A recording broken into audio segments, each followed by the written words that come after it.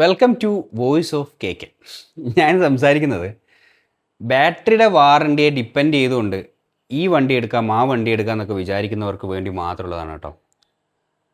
സ്കൂട്ടേഴ്സിന് 8 year warranty ഉണ്ട് കിട്ടുന്നുണ്ട്. അല്ലെങ്കിൽ നമ്മുടെ കാറിന് 15 വർഷം ലൈഫ് ടൈം ബാറ്ററി വാറണ്ടി കിട്ടുന്നുണ്ടെന്നൊക്കെ വലിയ കാര്യം പോലെ സംസാരിക്കുന്നവർ അറിയാതെ പോകുന്ന ചില കാര്യങ്ങളെക്കുറിച്ചാണ് ഞാൻ സംസാരിക്കുന്നത്. നമ്മൾ വണ്ടി എടുക്കാൻ പോയി കഴിഞ്ഞാൽ ഒരു സെയിൽസ് എക്സിക്യൂട്ടീവും ഈ വിവരങ്ങൾ പ്രോപ്പറായിട്ട് പറഞ്ഞു തരില്ല. കാരണം ഞാനൊരു സ്കൂട്ടർ ഉപയോഗിക്കുന്ന വ്യക്തിയാണ്. എൻ്റെ ഫ്രണ്ട് ഒരു ഇലക്ട്രിക്കൽ കാറും. അവൻ്റെ കാറ് കഴിഞ്ഞ 2 ദിവസമായിട്ട് എൻ്റെ കയ്യിലുണ്ടായിരുന്നു. ഞാനത് അറിഞ്ഞും മുറിഞ്ഞും ഉപയോഗിച്ച് നോക്കുകയും ചെയ്തു. നോക്കിയ സമയത്ത് ഈ മാനുവലും വാറണ്ടിയും ഒക്കെ ചെക്ക് ചെയ്യുന്ന സമയത്ത് എനിക്ക് ഇതിൻ്റെ ഉള്ളിലെ ചില കാര്യങ്ങൾ മനസ്സിലാക്കാൻ സാധിച്ചു. ഇതിൻ്റെ ഒരു സിമ്പിളായിട്ട് നമ്മളിതിനെ കമ്പയർ ചെയ്യുകയാണെങ്കിൽ ഞാൻ 2 രീതിയിൽ പറഞ്ഞുതരാം. സാധാരണ ഒരു മൊബൈൽ ഫോണിൽ ഒരു സിംഗിൾ സെൽ ബാറ്ററിയാണുള്ളത്. നേരെ മറിച്ച് കാറിലേക്ക് എത്തുമ്പോൾ ഏകദേശം 50,000 സെൽസോ അല്ലെങ്കിൽ അതിൽ മുകളിലുള്ള സെല്ലുകളുള്ള ഒരു വലിയൊരു ബാറ്ററി. സിംഗിൾ സെല്ലിൻ്റെ ചാർജിങ്ങും അതുപോലെ തന്നെ ഒരു LFB ബാറ്ററിയുടെ ചാർജിങ് സിസ്റ്റവും തമ്മിൽ രണ്ടും വ്യത്യസ്തമാണ്. കാരണം 2 സെൽസിലും BMS വർക്ക് ആവുന്നുണ്ട്, ബാറ്ററി മാനേജ്മെൻറ്റ് സിസ്റ്റം. ഒരു സെല്ലിൽ ഫില്ലായി കഴിഞ്ഞാൽ നമ്മൾ മൊബൈൽ ഫോണൊക്കെ പണ്ട് ഉപയോഗിക്കുന്ന സമയത്തും ഐഫോണൊക്കെ ആദ്യം വാങ്ങിക്കുന്ന സമയത്തൊക്കെ 20% ചാർജ് ചെയ്യാം, 20% താഴത്തേക്ക് ചാർജ് ആകാൻ പാടില്ല, 80 മുകളിലാകാനുള്ള ബാറ്ററി ലൈഫ് നല്ലോണം നിൽക്കും എന്നൊക്കെ പറയുന്നത് കേട്ടിട്ടുണ്ടാവില്ല. ഇതൊക്കെ ഒരു BMSൻ്റെ മാനേജ്മെൻറ്റ് സിസ്റ്റം റിലേറ്റഡ് ആയിട്ട് ബന്ധപ്പെട്ട ചില കാര്യങ്ങളാണ്. അപ്പോൾ ഈ ബാറ്ററി ഫുൾ ഫില്ല് ചെയ്യാതെ നമ്മളിത് ഉപയോഗിക്കുന്ന സമയങ്ങളിൽ എന്താണ് സംഭവിക്കുന്നത്? ഈ സെല്ലുകളിൽ അതുപോലെ LFB ബാറ്ററികളിൽ മുഴുവൻ സെല്ലുകളും വല്ലപ്പോഴെങ്കിലും ഒരു 4 ടൈം ചാർജിലെങ്കിലും ഫുൾ 100% ഫില്ലായിരിക്കണം. BMS ഉപയോഗിച്ച് ഇതിൻ്റെ മുഴുവൻ പോർഷനുകളിലും ബാറ്ററി മാനേജ്മെൻറ്റ് സിസ്റ്റം ഉപയോഗിച്ച് ഇതിൻ്റെ ഫുൾ സെല്ലുകളും ഫില്ല് ചെയ്യേണ്ട ആവശ്യകതയുണ്ട്. കാറിലൊക്കെ പറയുമ്പോൾ അതുപോലെ തന്നെ ബൈക്ക്, സ്കൂട്ടേഴ്സ് എല്ലാത്തിലും പറയുമ്പോഴും. കാരണം ഈ BMS ഉപയോഗിച്ചിട്ട് 80% ചാർജ് കഴിഞ്ഞ് കഴിഞ്ഞാൽ 0 to 80 ഒരു നിശ്ചിത സമയവും 80 to 100 വരെ എത്താനുള്ള ഒരു ബിഗ് ടൈം ഉണ്ടല്ലോ. ഇത് ചെയ്യുന്നത് എല്ലാ സെല്ലുകളെയും ബാലൻസ് ചെയ്ത് ഒരേ രീതിയിലേക്ക് ആക്കി മാറ്റുകയാണ്.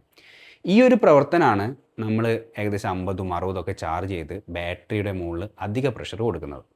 അപ്പോൾ നിങ്ങൾ ചോദിക്കും, ഇതൊക്കെ എങ്ങനെയാണ് പുറത്തറിയുന്നത് വാറണ്ടി കട്ടാകാനില്ല? നമ്മൾ ഉപയോഗിക്കുന്ന ആപ്ലിക്കേഷൻ, പെയ്ഡ് ആപ്ലിക്കേഷൻസ് ഉണ്ട്. 1 ഇയർ ഫ്രീ ആണ്, അതിനുശേഷം പെയ്ഡ് ഉണ്ട്. അല്ലാതെ തന്നെ ഇതിലേക്ക് കണക്ട് ചെയ്ത് കഴിഞ്ഞാൽ തന്നെ ഈ യൂണിറ്റ് വഴി അവർക്ക് എല്ലാ കാര്യങ്ങളും കാണാൻ പറ്റും. നമ്മൾ അവരുടെ നിരീക്ഷണത്തിലുള്ള ഒരു വാഹനമാണ് ഉപയോഗിക്കുന്നത്. അത് നമ്മൾ ഒന്നാമത് മനസ്സിലാക്കണം. അത് കാറിലും സ്കൂട്ടേഴ്സിലും ഒക്കെ കേട്ടോ.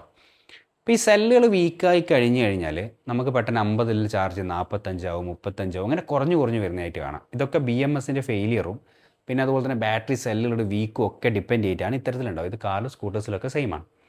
അപ്പോൾ നമ്മളൊരു ലോങ് ഡ്രൈവ് പോകുന്നൊരു വ്യക്തിയാണെന്ന് വെച്ചോളൂ. നമുക്ക് ഫാസ്റ്റ് ചാർജിങ് അല്ലാതെ മറ്റൊരു ഓപ്ഷൻ നമ്മൾ തിരഞ്ഞെടുക്കില്ല. മാനുവലിൽ വ്യക്തമായിട്ട് പറഞ്ഞിട്ടുണ്ട് 1, 2, 3 എനിക്ക് തോന്നുന്നത് 4 ചാർജിന് ശേഷം ഒരു നോർമൽ ചാർജ് ചെയ്യണമെന്നൊക്കെ പലയിടങ്ങളിലും പറഞ്ഞിട്ടുണ്ട്. അപ്പോൾ എനിക്ക് നിങ്ങളോട് പറയാനുള്ളത്, വ്യക്തമായിട്ട് ലൈൻ ബൈ ലൈന് ഇതിൻ്റെ സ്പെസിഫിക്കേഷൻസും ബാറ്ററിയെക്കുറിച്ചുള്ള ടേംസ് ആൻഡ് കണ്ടീഷൻസും വായിച്ച് മനസ്സിലാക്കി അതുമായിട്ട് നമുക്ക് യോജിച്ച് പോകാൻ പറ്റുന്ന ഉറപ്പുണ്ടെങ്കിൽ മാത്രമേ എടുക്കാൻ പാടുള്ളൂ. അല്ലാത്ത തവണ എങ്ങനെ വാറണ്ടി തരാതിരിക്കാം എന്ന് ചിന്തിച്ചിരിക്കുന്നവരുടെ അടുത്തേക്കാണ് നമ്മൾ ഇത്തരത്തിലുള്ള ചെറിയ തട്ടുമുട്ട് കാര്യങ്ങൾ കൊണ്ടുപോകുന്നത്. ഇവർ ടേംസ് ആൻഡ് കണ്ടീഷന് എന്താ പറയുക മാറ്റിക്കൊണ്ട് നമ്മൾ ചില കാര്യങ്ങൾ ചെയ്തു എന്നൊക്കെ പറഞ്ഞാൽ നമ്മൾ നോക്കി നിൽക്കാനും പറ്റും. വിത്ത് പ്രൂഫാണ് കേട്ടോ. നമ്മളെ വണ്ടിയിൽ നിന്ന് തന്നെ അവർ പ്രൂഫ് എടുത്ത് തരും, അല്ലെങ്കിൽ നമ്മുടെ ആപ്ലിക്കേഷൻ തന്നെ അവർ എടുത്തു തരും. നമ്മൾ പൈസ കൊടുക്കുന്ന ആപ്ലിക്കേഷനിൽ നിന്ന് നമ്മുടെ നെഗറ്റീവ് സൈഡായിട്ടുള്ള ചില കാര്യങ്ങൾ അങ്ങനെ നോക്കിയില്ലെങ്കിൽ. അപ്പോൾ ഇത് കാണുന്നവർ നോക്കും, ടേംസ് ആൻഡ് കണ്ടീഷൻ ഒബേ ചെയ്ത് മാത്രം വണ്ടി ഓടിച്ചാൽ പോരെ എന്നൊക്കെ ചോദിക്കും. അതിലാണ് ഒരു എക്സാമ്പിളാണ്, നമ്മൾ ദൂരെ യാത്ര ചെയ്യുന്ന സമയത്ത് എപ്പോഴും നമുക്ക് എന്ത് ചെയ്യാൻ പറ്റില്ല, നോർമൽ ടൈം വരെ ചാർജ് ചെയ്യാനോ അങ്ങനെയൊന്നും പറ്റില്ല, ലോങ് ട്രാവലൊക്കെ ചെയ്യുന്നവർക്ക്. ഇത് ഞാൻ ഉദ്ദേശിക്കുന്നത്, നമ്മൾ സാധാരണക്കാർ ഇത്തരം കാര്യങ്ങൾ മനസ്സിലാക്കാതെ വളരെ പ്രോഫിറ്റബിളാണ്, ബാറ്ററി ലൈഫ് കുറേ കിട്ടും, അങ്ങനെയൊക്കെ ചിന്തിച്ചിട്ട് നമ്മളങ്ങനെ ഇതിൽ ഒരു സ്കാമിലേക്ക് ഉൾപ്പെടാൻ പാടില്ല. നമ്മൾ വായിക്കുന്ന ഞാൻ ഏതെങ്കിലും ഇലക്ട്രിക്കൽ സ്കൂട്ടർ വാങ്ങിക്കുന്ന സമയത്ത് ഈ ഒരു വിവരം അവരെനിക്ക് പറഞ്ഞു തന്നില്ല. യൂസർ മാനുവൽ തന്നിട്ടുണ്ടെന്നല്ലാതെ അത് ഞാൻ വായിച്ചു നോക്കിയിട്ടുണ്ടായിരുന്നില്ല. വായിച്ചു നോക്കാത്തത് എൻ്റെ തെറ്റാണ്. പക്ഷേ ഇത്തരം കാര്യങ്ങൾ സാധാരണക്കാർക്ക്, ഇപ്പം മേ ബി എഡ്യൂക്കേറ്റഡ് അല്ലാത്ത അല്ലെങ്കിൽ ഇതിനെപ്പറ്റി ചിന്തിക്കാത്തൊരു വ്യക്തി പോയി കഴിഞ്ഞ് കഴിഞ്ഞാൽ മേ ബി ഇവയെ പറ്റി ഒരു സെയിൽസ് എക്സിക്യൂട്ടീവ് പറഞ്ഞു കൊടുക്കുകയോ കാര്യങ്ങളൊന്നുമില്ല. എങ്ങനെയെങ്കിലും അവർ സെയിൽ ഈ അപ്പമൊക്കെ ചുട്ട് വിൽക്കുന്ന പോലെ അങ്ങ് വിറ്റ് ഒഴിവാക്കല, എങ്ങനെയും ഒരു സെയിലാവുമല്ലോ എന്ന്. ഈ രീതിയിൽ നമ്മൾ പോയിട്ട് ഒരിക്കലും പെടാൻ പാടില്ല. ഈ സെല്ല് വീക്കാകുക, അല്ലെങ്കിൽ BMS ഫെയിലാവുക, ഇങ്ങനെയുള്ള കുറേ കാര്യങ്ങൾ ഇതിലുണ്ട്. നമ്മളെ ചാർജിങ്ങിൽ എങ്ങനെയൊക്കെ ചാർജ് ചെയ്യണമെന്ന് ടേംസ് ആൻഡ് കണ്ടീഷൻ പറഞ്ഞു. ആ രീതിയിലല്ലാതെ ഫെയിലാകുന്ന സമയത്ത് ഇവർ നോട്ട് ചെയ്തിട്ട് അത് വാറണ്ടിയിലെ ബാറ്ററീസിനെ വരുന്ന പ്രശ്നങ്ങൾ ഈ കാരണങ്ങൾ കൊണ്ടാണെന്ന് വാദിക്കുന്നത്. നമുക്ക് എവിടെ കൊണ്ടുപോയി പറഞ്ഞാലും ഇതില്ല, ഇവിടെ ടേംസ് ആൻഡ് കണ്ടീഷൻ പറഞ്ഞിട്ട് അതുകൊണ്ട് നമുക്കൊന്നും ചെയ്യാൻ പറ്റില്ല. അതാണ് ഒന്നാം സംശയം. നിങ്ങൾ ഏകദേശം battery warranty, life time warranty, അല്ലെങ്കിൽ ബാറ്ററിൻ്റെ വാറണ്ടി എത്ര കൊല്ലം ഉണ്ടെന്നൊക്കെ വിളിച്ച് ആഹ്ലാദിച്ചോട് പറയുന്നത് ഇങ്ങനെ കുറേ ടേംസ് ആൻഡ് കണ്ടീഷൻ ഉണ്ട് എന്നുള്ള കാര്യങ്ങൾ വ്യക്തമായിട്ട് മനസ്സിലാക്കണം. അടുത്ത ഘട്ടത്തിലേക്ക് പോകുമ്പോൾ ടയറിന് തേയ്മാനം കൂടുതലാണ്. പെട്രോൾ എക്സ്പെൻസ് വെച്ച് കമ്പയർ ചെയ്യുമ്പോൾ വളരെ കൂടുതലായിരിക്കും.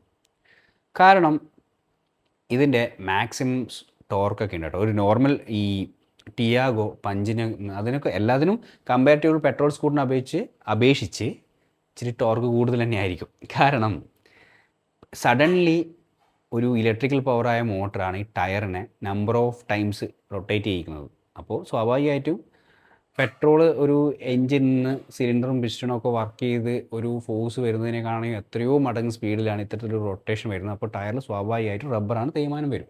പക്ഷേ നിങ്ങൾ പറയുന്ന പോലെ 10,000 അങ്ങനെയൊന്നുമല്ല കേട്ടോ. നമുക്ക് കുറച്ച് 20,000 ഒക്കെ കിട്ടുമെന്നൊക്കെയാണ് അവൻ പറഞ്ഞത്, അല്ലെങ്കിൽ ഒരു മിനിമം 18 കിട്ടും.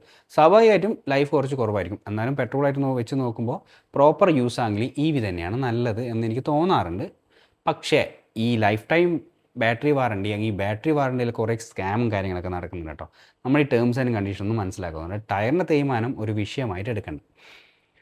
പിന്നെ സെക്കൻഡ് യൂസറിലേക്ക് ഈ വണ്ടി എത്തുന്ന സമയത്ത് നമുക്ക് ഈ 15 വർഷം കിട്ടുമെന്ന് എനിക്ക് തോന്നുന്നു. 15 വർഷം കിട്ടില്ല, 8 വർഷത്തേക്കായിട്ട് റെഡ്യൂസ് ആയിക്കപ്പെടും എന്നൊക്കെയാണ് എനിക്ക് മനസ്സിലാക്കാൻ സാധിക്കുന്നത്. അതിനെ കൂടുതൽ വിവരങ്ങൾ അറിയുന്നവർ ഇതിനെപ്പറ്റിയുള്ള കാര്യങ്ങൾ പറയാം. പിന്നെ ഞാൻ കുറച്ച് കാര്യങ്ങൾ നിങ്ങളെ കമൻറ്റിന് വേണ്ടിയിട്ടായി ചോദിക്കുന്ന കാര്യമുണ്ട് കേട്ടോ.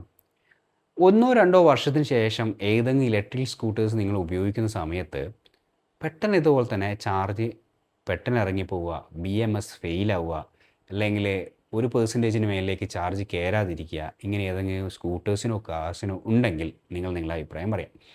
ഒരു സാധാരണക്കാരൻ്റെ രീതിയിൽ നമുക്ക് ടാറ്റയുടെ ടിയാഗോ, പഞ്ചൊക്കെയാണ് ഒരു സാധാരണക്കാരന് വാങ്ങിക്കാൻ പറ്റും. ഒരു പ്രീമിയം വെഹിക്കിളിനെ പറ്റിയൊന്നുമല്ല കേട്ടോ ഞാൻ സംസാരിക്കുന്നത്. പ്രീമിയം വെഹിക്കിൾസിലും ഇതേ പ്രശ്നങ്ങൾ വരാം, ടേംസ് ആൻഡ് കണ്ടീഷനൊക്കെ സെയിം ആയിരിക്കും. പക്ഷേ ഒരു സാധാരണക്കാരനെ സംബന്ധിച്ചോളം നമ്മൾ ഇല്ലാത്ത പൈസ കൊടുത്ത് വാങ്ങിക്കുന്ന സമയത്ത് ഇതുപോലത്തെ ടേംസ് ആൻഡ് കണ്ടീഷൻസും പിന്നെ ഇവരെ പെയ്ഡ് ആപ്ലിക്കേഷനെ പറ്റിയും ഒക്കെ മനസ്സിലാക്കണം. നിങ്ങൾ ഇത്തരത്തിൽ മനസ്സിലാക്കാതെ ബാറ്ററി ലൈഫ് എത്ര കിട്ടുമല്ലോ ഇത്ര കിട്ടുമല്ലോ എന്ന് പറഞ്ഞ് നമ്മൾ പോയിട്ട് പെടാതിരിക്കുക. അപ്പോൾ എങ്ങനെയാണ് ബാറ്ററി ചാർജ് ചെയ്യേണ്ടത്, ഏതൊക്കെ രീതിയിലാണ് അവ ഉപയോഗിക്കേണ്ടത്, എന്തൊക്കെയാണ് യൂസർ മാനുവലിൽ പറഞ്ഞിരിക്കുന്നതൊക്കെ. പണ്ട് പെട്രോൾ വണ്ടിയൊക്കെ ആണെങ്കിൽ നമ്മൾ എങ്ങനെ പെട്രോൾ അടിച്ചു അല്ലെങ്കിൽ എങ്ങനെ ഉപയോഗിച്ചു എന്നൊന്നും നോട്ട് ചെയ്യപ്പെടുന്നൊന്നുമില്ല. പക്ഷേ EVയെ സംബന്ധിച്ചോളം ഓരോ പോർഷനെ പറ്റിയും വ്യക്തമായിട്ട് ആപ്ലിക്കേഷനിൽ നോട്ട് ചെയ്യപ്പെടുന്നുണ്ട്. ഓക്കെ, അപ്പോൾ നമ്മൾ അവരുടെ നിരീക്ഷണത്തിൽ റൺ ചെയ്യുന്ന പോലെയുള്ളൊരു സിസ്റ്റം തന്നെയാണ്. ഇനി ഇത്തിരി കൂടി അപ്ഡേറ്റ് ചെയ്ത കാലഘട്ടം വരുമ്പോൾ ചിലപ്പോൾ നമുക്ക് നമ്മുടെ പ്രൈവസിയിലേക്ക് വരെ ഇത് എത്തിപ്പെടുന്ന ഒരു രീതിയിലേക്കൊക്കെ മാറും. അങ്ങനെ ഇതുവരെ ഇല്ല, പക്ഷേ ഇനി അങ്ങനെ വന്നുകൂടായികയില്ല. അപ്പോൾ EV ഉപയോഗിക്കുന്നത് ഒരു മോശമായ കാര്യം എന്നല്ല ഞാൻ പറയുന്നത്. യൂസർ മാനുവൽ ഉപയോഗിച്ച് അവർ പറയുന്ന ടേംസ് ആൻഡ് കണ്ടീഷനിൽ നമുക്ക് ഉപയോഗിക്കാൻ പറ്റുന്ന ഉറപ്പുണ്ടെങ്കിൽ മാത്രം പെട്രോൾ കാർ ഉപേക്ഷിച്ച് EVയിലേക്ക് പോവാം. അല്ലാത്ത പക്ഷം ഒരു സാധാരണക്കാരനെ സംബന്ധിച്ചോളം അവരെ ചെറിയ ഓട്ടങ്ങളൊക്കെ ആണെങ്കിൽ പെട്ടെന്നൊരു ആവേശത്തിൽ EVയിലേക്ക് ഒരു കാരണവശാലും പോകരുത്. കഴിഞ്ഞ ഒരു 2 ദിവസത്തെ EV ഉപയോഗത്തിന് ശേഷം ഞാൻ മനസ്സിലാക്കിയ കാര്യങ്ങളാണ്. കാരണം നമുക്ക് അത്യാവശ്യമുണ്ടെങ്കിൽ മാത്രം, അല്ലെങ്കിൽ നമ്മുടെ അടുത്ത് അത്രയും പൈസ ഉണ്ടെങ്കിൽ മാത്രം അത്തരത്തിലൊരു കാര്യത്തിലേക്ക് ഇറങ്ങാം. നമ്മൾ കയ്യിലൊരു പെട്രോൾ കാർ വിറ്റിട്ട് ഒരു EVൻ്റെ നമുക്കത് അങ്ങനെ ഉപയോഗിക്കാമല്ലോ എന്ന് വിചാരിച്ച് എടുത്തു കഴിഞ്ഞാൽ ചിലപ്പം നമ്മൾ പോയി പെടാൻ പോകുന്നത് വലിയൊരു പ്രശ്നത്തിലായിരിക്കും. അപ്പോൾ നിങ്ങൾക്ക് ആർക്കെങ്കിലും ഇത്തരത്തിൽ അനുഭവങ്ങൾ ഉണ്ടെങ്കിൽ, അല്ലെങ്കിൽ കാറ്, സ്കൂട്ടേഴ്സൊക്കെ ബന്ധപ്പെട്ട ഇലക്ട്രിക്കൽ EV റിലേറ്റ് ചെയ്ത ഇഷ്യൂസ് ഉണ്ടെങ്കിൽ നിങ്ങൾ ദയവ് ചെയ്ത് കമൻ്റ് ഇടുക. കാരണം ഞാൻ EV ഒക്കെ എടുക്കുന്ന സമയത്ത് കുറേയധികം കമൻറ്റുകൾ വായിച്ച് കുറേയധികം അഭിപ്രായങ്ങൾ എടുത്തിട്ടാണ് ഞാനങ്ങനെ ചെയ്തത്. അപ്പോൾ ഇനി കാർ വാങ്ങിക്കാൻ ആഗ്രഹിക്കുന്നവരും സ്കൂട്ടേഴ്സ് വാങ്ങിക്കാൻ ആഗ്രഹിക്കുന്നവരും ഒക്കെ നിങ്ങളെ സത്യസന്ധമായ റിവ്യൂസ് കണ്ടിട്ട്, നിങ്ങളെ കമൻറ്റിൽ നിങ്ങൾ പറയുന്ന കാര്യങ്ങൾ കണ്ടിട്ട് അവർക്കൊരു ഉപകാരപ്രദമാകട്ടെ എന്ന് ഞാൻ വിചാരിക്കുന്നു. പേഴ്സണലി അത്തരത്തിലൊരു കാറ് റൈഡ് ചെയ്തുകൊണ്ട് അല്ലെങ്കിൽ എന്താ പറയുക അടുത്ത് വെച്ചുകൊണ്ട് ഒരു റിവ്യൂ ഒരു സെറ്റപ്പിലേക്ക് ഞാൻ വളർന്നില്ല. അപ്പോൾ അത്തരത്തിലേക്ക് ഞാൻ വളരട്ടെ. അങ്ങനെ വളരാൻ വേണ്ടി നിങ്ങൾ എൻ്റെ ചാനൽ സബ്സ്ക്രൈബ് ചെയ്യണം, ലൈക്ക് ചെയ്യണം, ഷെയർ ഒക്കെ ചെയ്യണം. ഭാഗ്യവശാൽ ഇന്ന് ആ കാർ എൻ്റെ കയ്യിലില്ല, അല്ലെങ്കിൽ ഞാൻ അങ്ങനെ ഒരു വീഡിയോ എടുക്കാമായിരുന്നു. അവന് മറ്റു തിരക്കുള്ളതുകൊണ്ട് അവന് വേഗം പോകേണ്ടി വന്നു. സോ അത്തരത്തിൽ വണ്ടികളൊക്കെ അടുത്ത് വെച്ച് വീഡിയോ ചെയ്യാൻ പറ്റുന്ന ഒരു ദിവസം വരുമെന്ന് പ്രതീക്ഷയോടെ വോയിസ് ഓഫ് KK വീണ്ടും നമുക്ക് കാണാം. Bye bye.